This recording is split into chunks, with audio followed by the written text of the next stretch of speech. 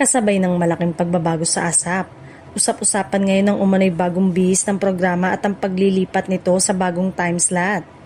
Dahil dito, marami ang nagtatanong kung may kaakibat din ba itong major reshuffling sa roster ng mga artista na napapanood kada linggo.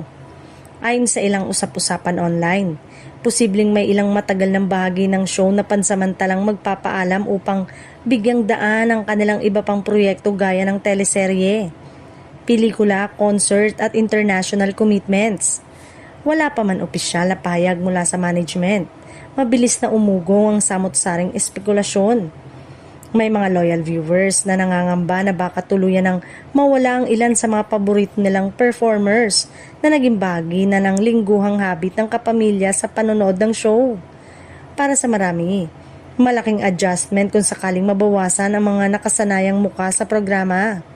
Samantala, may ilan namang naniniwalang magandang hakbang ito upang mabigyan ng pagkakataon ang bagong henerasyon ng kapamilya stars na mas makikilala at mas mapatunayan ang kanilang kakayanan sa live performance. Posible rin umanong mas maging dynamic ang lineup dahil sa fresh pairings at bagong production concept.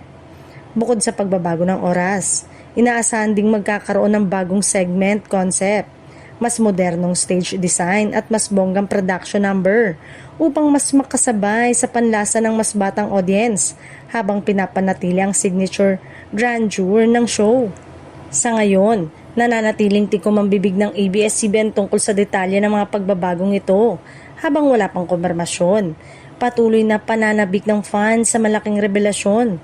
Sino-sino nga ba ang mananatili at sino ang posibleng pansamantalang magpapaalam sa bagong yugto ng ASAP?